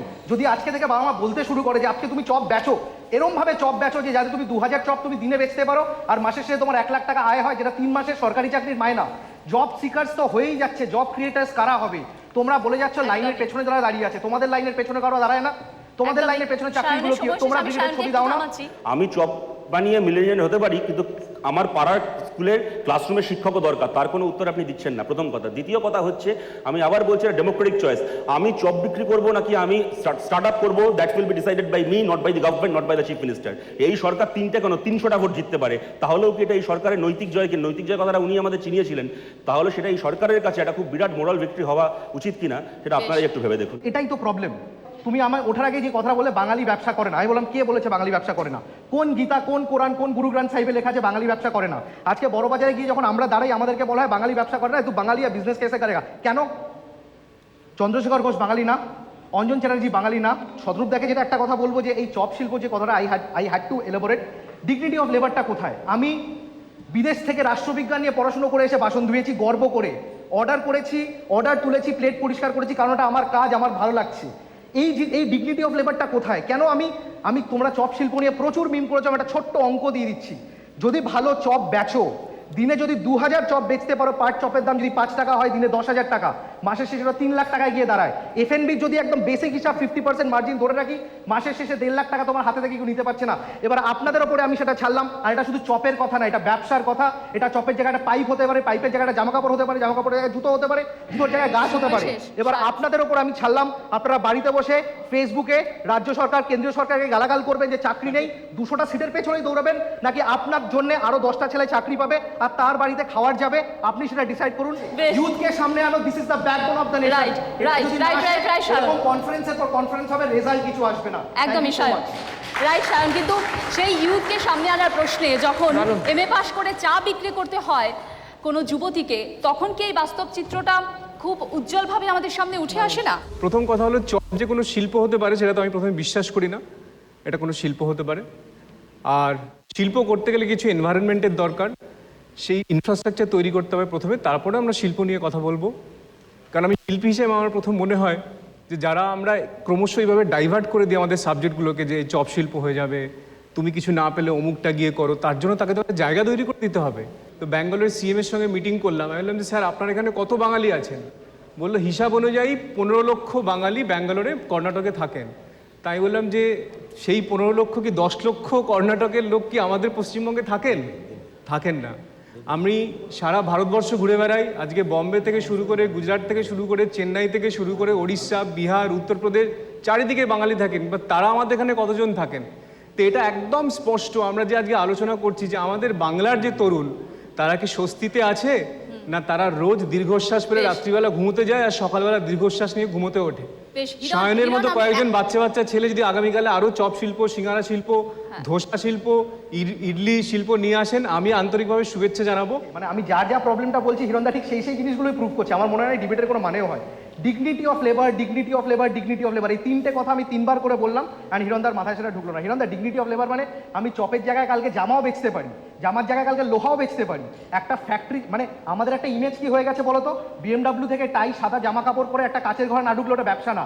আমি যদি রাস্তায় দাঁড়িয়ে নিজে খেটে খাই, ওটা ব্যবসা না। হিরণদা, মানে এরকম আমরা অনেক দেখেছি যে, মানে এই যে তুমি বলে নেই কি আছে, তুমি বিয়ে বাড়িতে গেছো, তোমার প্লেটের উপরে বিরিয়ানিটা রাখা আছে, তুমি আলুটা কত নরম সেটা দেখো না, একটা 250 গ্রামের মাটনও পাশে রাখা আছে সেটাও দেখো। এত জিনিস বাংলায় হচ্ছে, সেটা তোমার চোখে পড়ছে না, কি হচ্ছে না সেটা তুমি দেখছো। এটা করেই তো প্রবলেম। আজকে তোমার কথাটা যদি কেউ শোনে, তার বাবা বলে হিরণ বলেছে তুই চপের দোকান দিতে পারবি না, তুই খাওয়ারের দোকান দিতে পারবি না। আবার যদি সেই ছেলেটা নিজের রেস্টুরেন্ট করতে চায়, একটা চপের দোকানের কথা এখানে হচ্ছে না হিরণ, একটা স্টার্টিং এর কথা হচ্ছে এখানে, একটা নতুন কিছু শুরু, একটা ব্যবসা শুরুর কথা হচ্ছে এখানে। সেটা একটা চপ, যেহেতু তোমরা মিমসগুলো শেয়ার করো, আমি চপের রেফারেন্স দিয়ে বললাম। বাড়িতে বসে থেকো না, সারাক্ষণ বলো না আমি বেকার। Start something, it will scale up. আমি যখন শুরু করেছিলাম, আমার 3টে লোক নিয়ে শুরু করেছিলাম। আজকে টিমের 2 বছরের মধ্যে আমাদের আজকে টিমের ভেতরে 55 জন লোক। এই 55 জন লোকের বাড়িতে খাবার তো যাচ্ছে। যাদের পড়াশোনাটা হয়তো উচ্চ মাধ্যমিকের পরই আর এগোয়নি, তারা আর ব্যবসা করার ক্ষমতাটাও নেই, সেই পুঁজি তাদের কাছে নেই, তারা কি করবে? তারা তো একটা চাকরি চাইবে। আজকে তাদেরকেও অভিযোগ উঠছে যে তাদেরকেও বাইরে যেতে হচ্ছে, এবং তাদের নাম হচ্ছে পরিযায়ী শ্রমিক। যদি ডিগনিটি অফ লেবার এই পশ্চিমবঙ্গে থাকতো, তাহলে লেবারগুলো পশ্চিমবঙ্গের বাইরে থেকে কেন ফিরছিলেন? তাহলে তারা কেন এখান থেকে চলে গিয়েছিলেন? 1 নম্বর। 2 নম্বর, সায়ন বলল যে শুরু তো হোক, আমাদের আজকে প্রোগ্রাম হচ্ছে কথা হোক। আমি তো প্রথমেই বলবো তাহলে এতদিন কি কথা বন্ধ ছিল? আমাদের অর্ণব গোস্বামীর চ্যানেল রিপাবলিক বাংলা, সেটা কি প্রথম কথা বলা শুরু করালেন আমাদের বাংলাতে এসে? একদিন কি মানুষ চুপ করেছিলেন, স্তব্ধ হয়েছিলেন? না, কেউ তাকে স্তব্ধ করে রেখেছিল গত 50 বছর ধরে। যাই হোক, ধন্যবাদ রিপাবলিক বাংলাকে যে তারা কথা বলা শুরু করিয়েছে আজকের দিন থেকে। আর দ্বিতীয় কথা একটা বললো যে সায়ন, যে আমি বিদেশ থেকে পড়াশোনা করে এসে এখানে কেটারিংয়ের ব্যবসা শুরু করেছিলাম 3 জনকে দিয়ে। তা আমি সায়নকে বলবো যে পশ্চিমবঙ্গের বাবা মারা কজন আছেন যারা সায়নের মতো ছেলে মেয়েকে বিদেশে পাঠাতে পারেন? তো আমার মেন বক্তব্য হলো যে আমরা এই সমালোচনা, এই ঝগড়াঝাটি বন্ধ করে, পক্ষে বিপক্ষে বন্ধ করে আমাদেরকে সলিউশন খুঁজতে হবে। যেভাবে রিপাবলিক বাংলা আজকে সলিউশন খুঁজেছে যে কথা বন্ধ ছিল, কথা শুরু হোক, কথা হোক, তেমনি আমাদের এখানে সলিউশন খুঁজতে হবে যে আমরা কি করে আমাদের যুব সমাজকে রাস্তা দেখাবো। তার জন্য প্রথম হলো আমাদের কিছু রিফর্মেশনস দরকার। আমাদের এডুকেশন রিফর্মেশনস দরকার, আমাদের হেলথ রিফর্মেশন দরকার। যেটা ফিল্ম ইন্ডাস্ট্রিতে, যেখানে আমি বিলং করি, ফিল্ম ইন্ডাস্ট্রিটা ছোট্ট ইন্ডাস্ট্রি, যেখানে কয়েক হাজার মানুষ কাজ করেন পশ্চিমবঙ্গে, সেটাকে যদি আমরা ইন্ডাস্ট্রি বলতে পারি, কিন্তু আমাদের পশ্চিমবঙ্গে যে সবচাইতে বড় ক্ষেত্র কৃষিক্ষেত্র, এগ্রিকালচার, সেটাকে আমরা ইন্ডাস্ট্রিয়ালাইজ করতে পারছি না এখনো অবধি। হেলথে রাজনীতি বন্ধ করতে হবে। প্রত্যেকটা হেলথ যে হাসপাতাল আছে আমাদের গভর্নমেন্টের হাসপাতাল, সেগুলোকে পিএসইউ এর মতো করে দিতে হবে, তারা ইন্ডিপেন্ডেন্টলি চালাক। এবং সেখানে যিনি থাকবেন হেড অফ দ্য ডিপার্টমেন্ট আমাদের হাসপাতালগুলোর, তিনি যেন সায়নের বাবা মা যখন বিদেশে পাঠিয়েছিলেন, তিনি যেন বিদেশ থেকে বা আমাদের দেশ থেকে হসপিটালিটি ম্যানেজমেন্ট করে আসেন, তাহলে তিনি হাসপাতালটা ভালো করে চালাতে পারবেন। সবসময় এই চায়ের দোকানে বসে ঝগড়া, সন্ধেবেলা হলে ওর পক্ষে ওর বিপক্ষে না করে আসুন সবাই মিলে আমরা এগিয়ে এসে আমরা সমাধান খুঁজে বার করি। আমার হিরণকে সেরমভাবে কাউন্টার কিছু করার নেই, কারণ বিষয়টা অনেকটাই পলিটিক্যাল, আর I am not a political person at all. As a sports person তোমার কাছে একটাই রিকোয়েস্ট, তুমি যেহেতু এখন নতুন দায়িত্বে এসছো, অনেক এক্সপেকটেশন থাকবে। ওখানে লোকাল অনেক ছেলে মেয়েরা স্পোর্টসের সাথে যুক্ত আছে, চেষ্টা করো তাদেরকে ভালো রাস্তা দেখানো, তাদেরকে কিছু পরিকাঠামো ওয়াইজ তাদেরকে যদি ডেভেলপ করা যায়, আর তাদেরকে যদি কাজেরও কোনো যদি সুযোগ পাও সেইগুলো একটু দেখো। কারণ আমি পলিটিক্যালি কোনো কথা তোমার সাথে বলবো না, কারণ আমি পলিটিক্যাল পার্সন না। তো তার জন্য ইনফ্রাস্ট্রাকচার লাগবে। আমি যখনই রিফর্মেশনস করব, এগ্রিকালচারকে ইন্ডাস্ট্রি বানাবো, তখনই আমাদের এমপ্লয়মেন্ট জেনারেশনস হবে।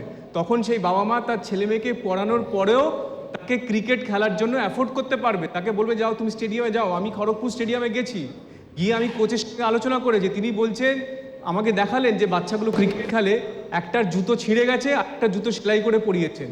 বলছে হিরণ আমি কতদিনে ভাবে টানবো।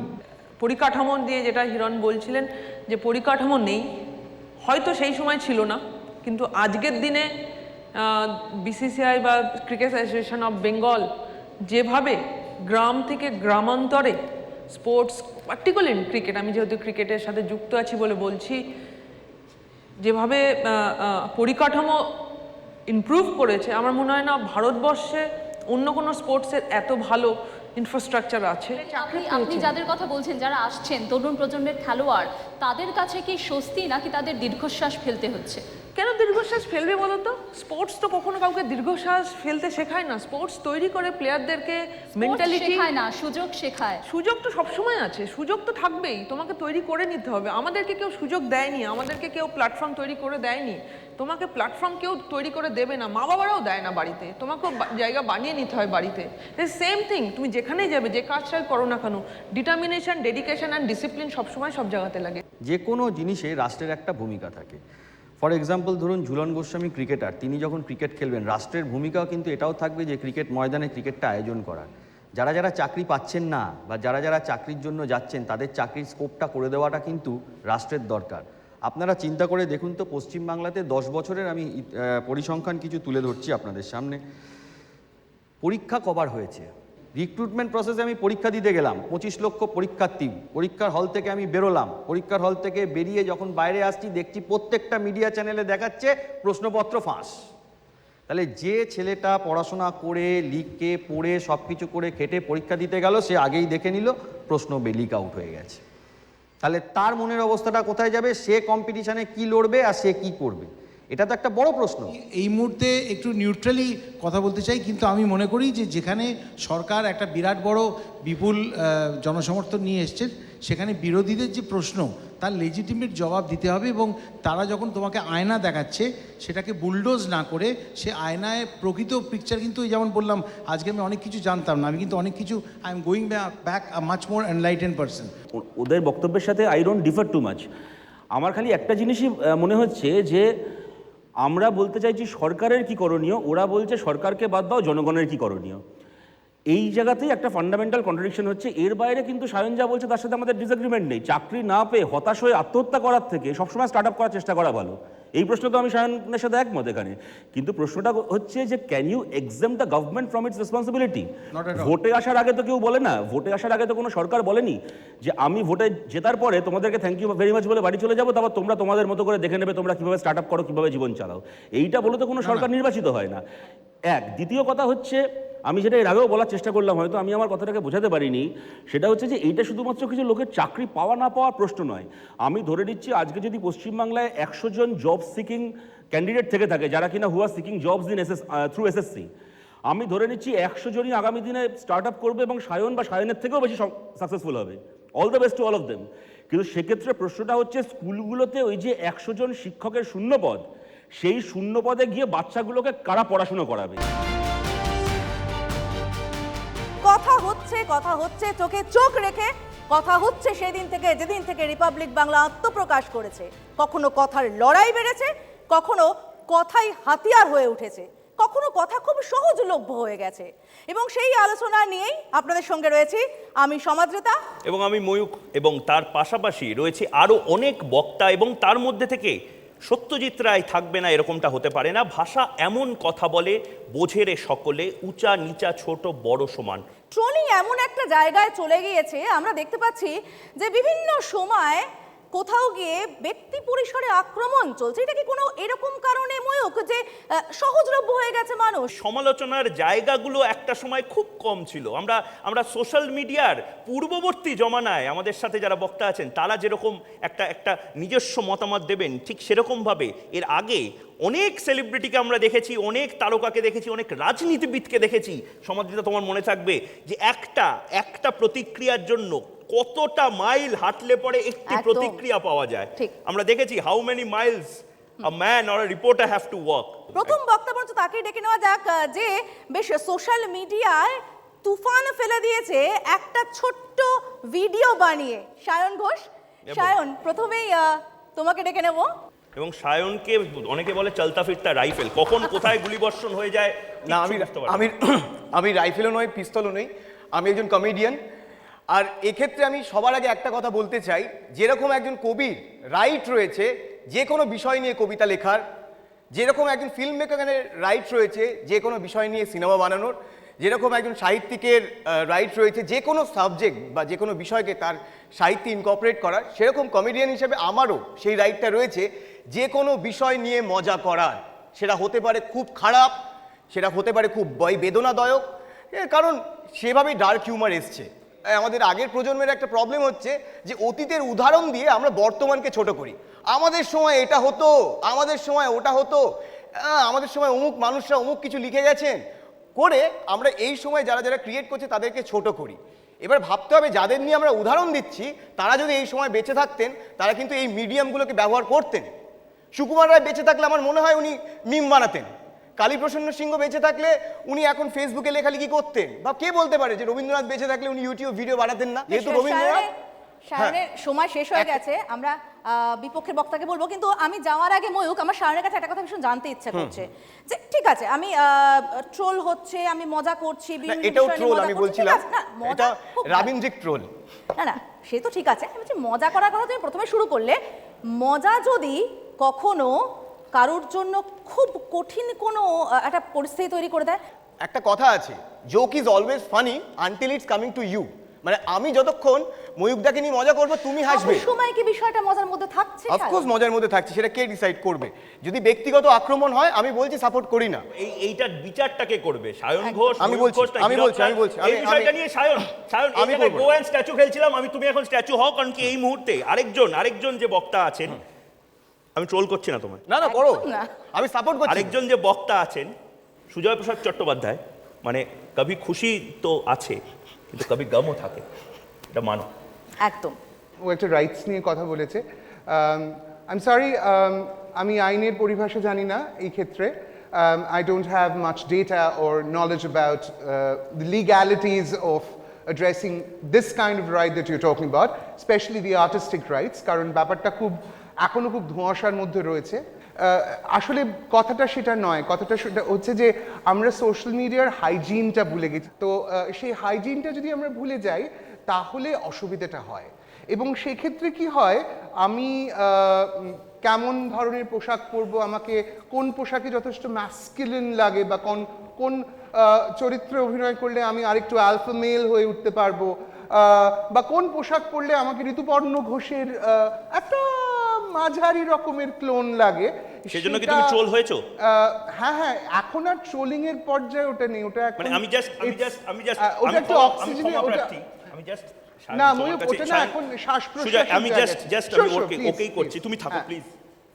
ঋতুপর্ণ ঘোষ একবার মীর, উনি নেই এখানে, কিন্তু ওনাকে বলেছিলেন যে ঋতুপর্ণ ঘোষ যেভাবে কথা বলে, ঋতুপর্ণ ঘোষ যেভাবে হাঁটে চলে, সেইটাকে কোনো অভিনেতা, কোনো কমেডিয়ান যদি সেটাকে মিমিক্রি করে, সেটা কি আসলে ঋতুপর্ণ ঘোষকে করা হচ্ছে, না গোটা ওই সমাজটাকে? সেটা তো তাহলে কার্টুন আঁকা বন্ধ করে দিতে হবে। আমি যদি ক্রিস গেলের কার্টুন আঁকি, রংটা কালো হয়, আমি তাহলে কি কৃষ্ণাঙ্গদের নিয়ে মজা করলাম? কারণ আমার তো কিছু ভিজুয়াল আইডেন্টিটি আছে।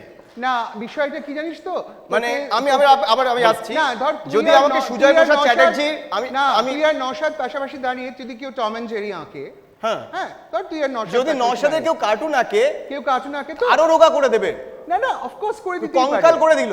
না না, অফ কোর্স করে দিতে তাহলে পারে। বডি শেমিং হচ্ছে নাকি তার ভিজুয়াল আইডেন্টিটিটাকে নিয়ে মজা করা হচ্ছে? সায়ন, তুই comedy is all about exaggeration, এটা মানতে হবে। না না, যদি আমাকে আজ সুজয় প্রসাদ চ্যাটার্জির ভূমিকা অভিনয় করতে হয়, আমি নিশ্চয়ই অমিতাভ বচ্চনের মতন হাঁটবো না বা ভারী গলায় করবো না, নাম্বার ওয়ান। আর দ্বিতীয়ত হচ্ছে, যদি এটা এক্ষেত্রে অনেকভাবে ব্যাপারটাকে ঘুরিয়ে দেওয়া হয়।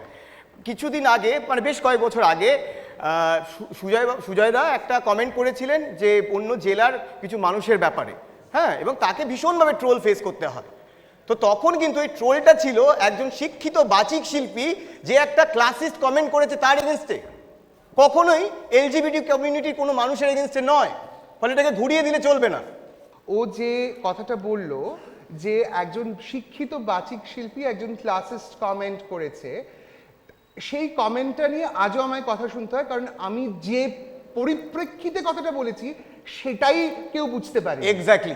আচ্ছা, আমরা পরের বক্তাকে ডেকে নেব। আমাদের এরপরে আমরা ডেকে নিচ্ছি কাকে? প্লিজ আমরা নওশাদ সিদ্দিকীকে বলবো, আজকে আমাদের যে বক্তব্য, ট্রোলিং কোথাও সমালোচনার হাতিয়ার না উন্মত্তের অস্ত্র হয়ে উঠছে, কি বলবেন নওশাদ?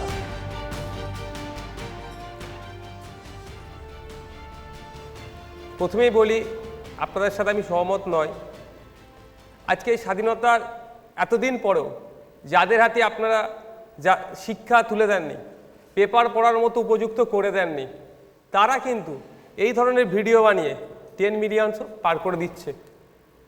আজকে যারা শহরে বাবুরা এখানে বসে আছেন, আমার মনে হয় তারা এই লকডাউনের আগে পর্যন্ত তাদের সম্পর্কে সঠিকভাবে কোনো তথ্যই তাদের ছিল না, কিন্তু এই যারা ট্রোলিং করে তাদের মাধ্যমেই প্রথমে আমরা জানতে পেরেছি, তারপরে আপনাদের মতো বড় মিডিয়া হাউস খবর করেছে।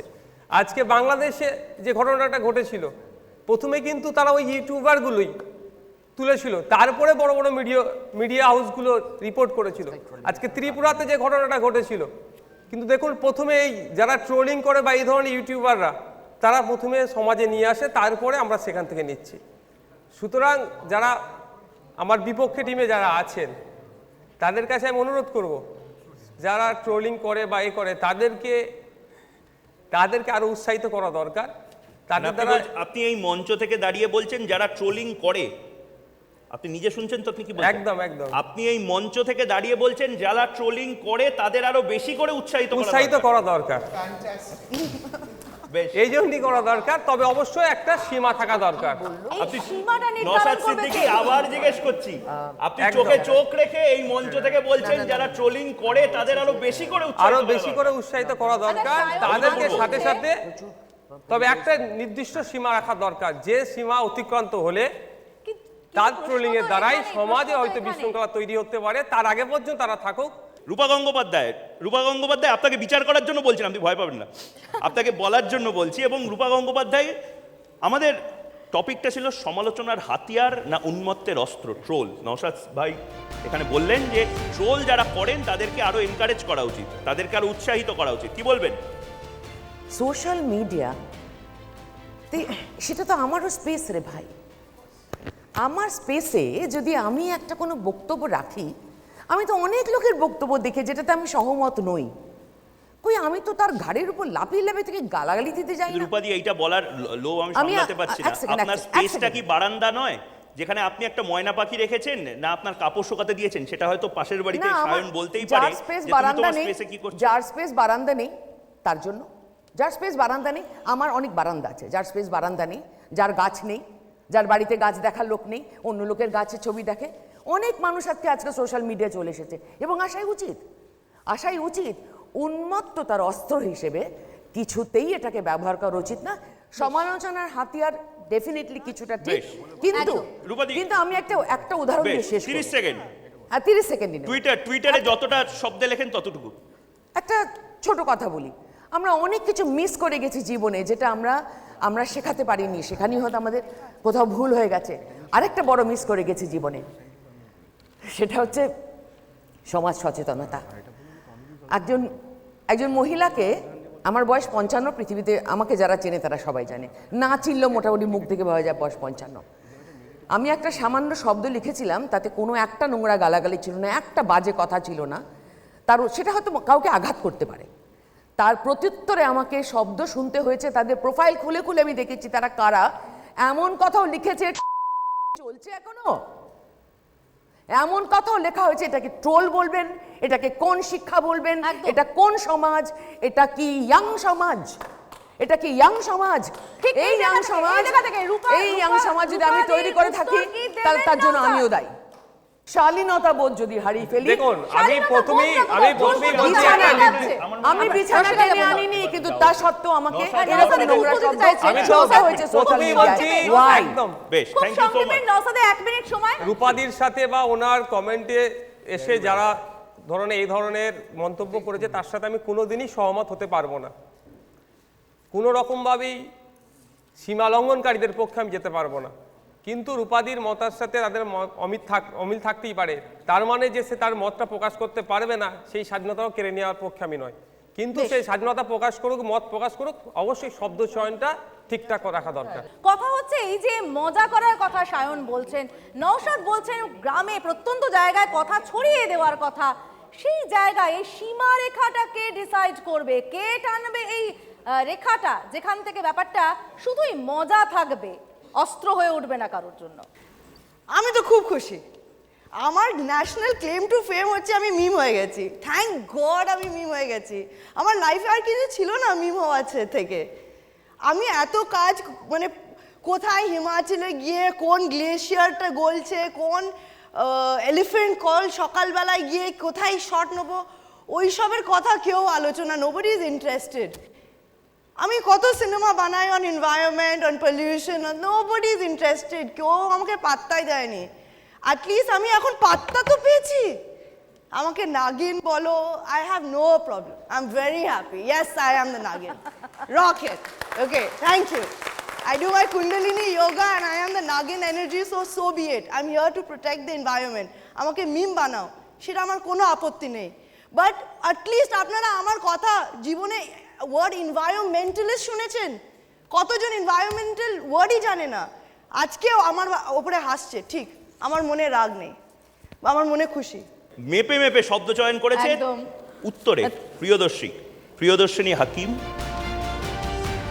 রশনি যে কথাগুলো বললো প্রিয়দর্শিনী, সেই কথাগুলোর একটা যুক্তি আছে। রশনি এত কাজ করেছে, হাজার হাজার কাজ করেছে, কেউ রশনির কথা শোনেনি। রশনি একটা নাগিন ডান্স করেছিল, সারা পৃথিবী ওর ভিডিও ভাইরাল হয়েছে রিপাবলিক বাংলা, এবং সেইটা নিয়ে কথা বললো রশনি। এইটা নিয়ে আমি জানি না কিছুটা হয়তো দুঃখও আছে রশনির, ঠিক আছে, আমরা সেই বিষয়টা নিয়েই কথা বলবো। কিন্তু প্রিয়দর্শিনী, তোমার বক্তব্যটা তোমার জায়গা থেকে।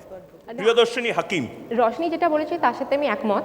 নিশ্চয়ই social media I think is the only media যেটা 2-way কমিউনিকেশন আছে। আমি টিভিতে কি বললাম বা পেপারে কি লিখলাম অন্য মানুষটা কিছু বলতে পারবে না, কিন্তু এটা একটা 2-way কমিউনিকেশন।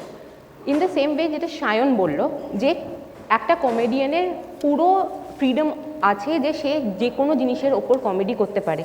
আমরা কিছুদিন আগে দেখলাম ন্যাচুরালি যেমন বীর দাস একটা কমেডি করেছে about I come from two India.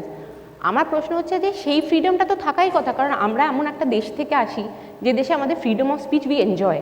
কিন্তু যখন তুমি গানটা লিখলে বা একটা এনজয় একটা এন্টারটেনমেন্ট করলে, সেটার ওপর যখন তুমি ট্রোলডকে আমি তোমাকে মেরে দেবো, আমি তোমাকে খুন করে ফেলবো, and it becomes a life threatening thing, যেটা তোমার মেন্টাল হেলথটাকে মানে হ্যারাস করছে, তখন কি সেটা ঠিক হয়ে যায়? ট্রোলিং আর hate speech is different. Priyadarshini, একটা বিষয় নিয়ে যেটা নিয়ে হচ্ছে খুব সুন্দর একটা দারুণ মেজাজে আমরা কথা বলছি, সব ঠিক আছে, কিন্তু এর পাশাপাশি কোথাও গিয়ে যে ক্ষতগুলো, যেটা সুজয় প্রসাদও বলছিল, এই ক্ষতগুলো কি থেকে যাচ্ছে কোথাও গিয়ে ট্রোলের মধ্যে? তুমি ব্যক্তিগত জীবনে কি ক্ষতগুলো তো মেন্টাল হেলথ নিয়ে কথা বললো, মানে ট্রমাটাইজড করে কি? ট্রোল কি ট্রমাটাইজড করে? সুজয় প্রসাদের কাছে আসবো, প্রিয়দর্শিনী বলে তারপরে ইস্যু মেন্টাল হেলথ একটা ভেরি গুড আমি পয়েন্ট। বলতে দেবো, আবার নাগিন ডান্স করো না, প্রিয়দর্শিনী বলে নি। ঠিক আছে, আমি ট্রোল করলাম না, বলতে গেলে করব। হ্যাঁ প্রিয়দর্শিনী, তো আমার টাইম স্টার্ট হচ্ছে, প্লিজ। ঠিক আছে। আমরা যে জিনিসটা নিয়ে আজকে ডিসকাস করছি, উইচ ইজ অফকোর্স ট্রোলিং, আমি খুব রিসেন্টলি ওটার ওপর একটা মানে ভিকটিম হয়েছি, কারণ যেহেতু আমি একটা রাজনৈতিক পরিবার থেকে বিলং করি, তাই জন্য আমফানের সময় হঠাৎ করে, যেহেতু আমি সিএসসিতে চাকরি করি, আমাকে লোকে ট্রোল করতে শুরু করলো। তারপরে ন্যাচুরালি মোর রিসেন্টলি যখন বাংলায় একটা পলিটিক্যাল অ্যারেস্ট হয়েছিল, তার মধ্যেও আমি ট্রোল শুরু হয়ে গেলাম ইন সাচ এ ওয়ে যেখানে আমার শিক্ষা, আমার যোগ্যতা, এমনকি আমার বিবাহিক সম্পর্ক, আমার চরিত্র, in fact I was body shamed very badly. তখন আমি বুঝতে পারলাম ফর দ্য ফার্স্ট টাইম, যখন অন্যদেরটা দেখি তখন মজা লাগে হয়তো, যখন নিজেরটা শুনি তখন I actually fell to anxiety, I had to take medication for anxiety, কারণ আমি বুঝতেই পারছি না লোকে আমার ব্যাপারে কেন এরকমভাবে কথা বলছে। আমি বলছি না ফ্রিডম অফ স্পিচ দরকার নেই, of course freedom of speech is very very needed, but at the same time আমাদের বুঝতে হবে যে টেকনোলজি, আমাদের এখনকার যে সামাজিক পরিকাঠামো, তার একটা খুব বড় ইনফ্লুয়েন্স। আর আজকের দিনে যে ইনটলারেন্স বা উগ্রতা বা অ্যাগ্রেশন আমরা যে জেনারেশনের মধ্যে দেখি, যে ইউথের মধ্যে দেখি, তাদের এই ট্রোলিং কালচার, যে আমার যদি কোনো জিনিস পছন্দ না হয় আমি তাকে শেষ করে দেবো লিখে, সেটার একটা দায়িত্ব আছে, আর সেই দায়িত্বটাকে আমরা মানে ছাড়তে পারি না। আমার একটা অন্য মতামত আছে বিষয়। এক হচ্ছে আমার যেতে যেতেই বলতে পারবো, একটা মাইক আছে তাই, টুম্পা সোনা গানটা আমার খুব ভালো লাগে। আমি তো রাজনৈতিক দলের নই, কিন্তু আমার গানটা খুব ভালো লেগেছে, সত্যি বলছি। মানে নানান রকম লোকে নানান রকম মজার কথা লেখে, সেগুলো একটা পলিটিক্যাল কোনো প্ল্যাটফর্ম থেকে ইউজ হয়। আমি দেখলাম বাবুলের আগের বারে গানটা নিয়ে অনেকে হাসাহাসি করেছে, ব্যঙ্গ করেছে, করা উচিত নয়। তুমি রাজনীতিতে যাচ্ছ, সমাজনীতিতে যাচ্ছ, সব ঠিক আছে, সবকিছুতে যাচ্ছে, মাত্রা বিবোধটা এটা ঠিক করবে কে? সায়ন ঘোষ, ময়ূক ঘোষ না হীরক রাজ? এটা ঠিক করবে কে? আমি তো অবাক হয়ে যাচ্ছি। এবার সেটা এই যে মনে করো যে একদম একদম একদম রূপাদি খুব গুরুত্বপূর্ণ একটা পয়েন্ট তুলেছেন, খুব গুরুত্বপূর্ণ একটা সময়, 1 মিনিট। আচ্ছা, রূপাদি খুব গুরুত্বপূর্ণ একটা পয়েন্ট তুলেছেন, সেটা শিক্ষার, সেটা আনএমপ্লয়মেন্টে। এর জন্য দায়ী কে? আমাদের গভর্নমেন্ট, সেটা স্টেট গভর্নমেন্টে বলতে পারো, সেন্ট্রাল গভর্নমেন্টে বলতে পারো। তুমি একটা প্রযুক্তি তুলে দিয়েছো ইউথের হাতে, সেটাকে ব্যবহারের তুমি শিক্ষা দাওনি। একটা ছুরি যদি কোনো মানুষের হাতে তুলে দেওয়া হয়, সেটা দিয়ে খুনও করা যায়, অপারেশনও করা যায়, আপেল কেটে খাওয়াও যায়। তো সেটাকে ব্যবহার করার শিক্ষা রাষ্ট্র তুমি দাওনি ইউথকে, আনএমপ্লয়মেন্ট দিয়েছো, শিক্ষা দাওনি। এবার যদি সে মাত্রা লঙ্ঘন করে, তার পেছনে অশিক্ষাই রয়েছে, যেটা রূপাদি বললেন, তাহলে কাকে দায়ী করা উচিত? ইউথকে? অনেকে হয়তো বলবেন যে মিমাররা ফাঁকা বসে থাকে, বসে বসে তাই মিম বানায়। একটা ইউথ ফাঁকা বসে থাকে, মিম বানায়? আমরা কোন দেশে বসবাস করছি যে ইউথের কাছে ফাঁকা টাইম? তুমি জিও সিম দিয়েছো, তুমি ফ্রিতে সিম দিয়ে গেছো এদিক ওদিক, কিন্তু ইন্টারনেট ব্যবহার করার শিক্ষা দাওনি। একদম। এবং কোথাও গিয়ে ভেবে দেখা দরকার ময়ূক, যে আমরা কোথাও গিয়ে ট্রোল করতে করতে কারোর ব্যক্তিগত পরিসরে ঢুকে যাচ্ছি না তো, কোথাও গিয়ে এমন কোনো ঘটনা ঘটিয়ে ফেলছি না তো যেটা সত্যি সত্যি আত্মহত্যার মতো একটা জায়গা তাকে ঠেলে দিচ্ছে, দেওয়ালে পিঠ ঠেকিয়ে দিচ্ছে, এরকম কিছু হলে কিন্তু ভয়ঙ্কর বিষয় হবে। পুরো বিষয়গুলো নিয়ে আমি, তোমার ইনস্টাগ্রামে কতগুলো কমেন্টস, কতগুলো লাইকস, কতগুলো ট্রোলিং তোমার কাস্টিংকে ডিটারমিন করে দিচ্ছে। ভাইরালিটি একদম একদম, অর্থাৎ কথা হোক, সমাদৃতা কথা হোক, সায়ন কথা হোক, পরের এপিসোডে কথা হোক, আমাদের সময় খুব কম, একদম কথা হোক এবং কথাটা চলতে থাকুক। এই কথা বলা, কথায় কাটবে কথার প্যাচ, এবং সেই জন্য রিপাবলিক বাংলার এই কথা হোক সেগমেন্ট। প্রত্যেককে অনেক ধন্যবাদ এখানে আসার জন্য, কথা হোক মঞ্চে আসার জন্য, আপনাদের মতামত আমাদের সঙ্গে শেয়ার করার জন্য। তবে আবারও বলবো, ময়ূখ যে কথা বলছে, আমি যে কথা বলছি, রিপাবলিক বাংলা মঞ্চ থেকে যে কথা উঠে এলো, কথা হোক, কথার পিঠেও কথা হোক, কিন্তু সেই কথা যেন কোথাও কারুকে আঘাত না করে, কারুর মনে পার্মানেন্ট একটা ক্ষত তৈরি করে না দেয়। অনেক ধন্যবাদ, অনেক ধন্যবাদ, অনেক ধন্যবাদ সবাইকে। আজকের মতো এ পর্যন্তই।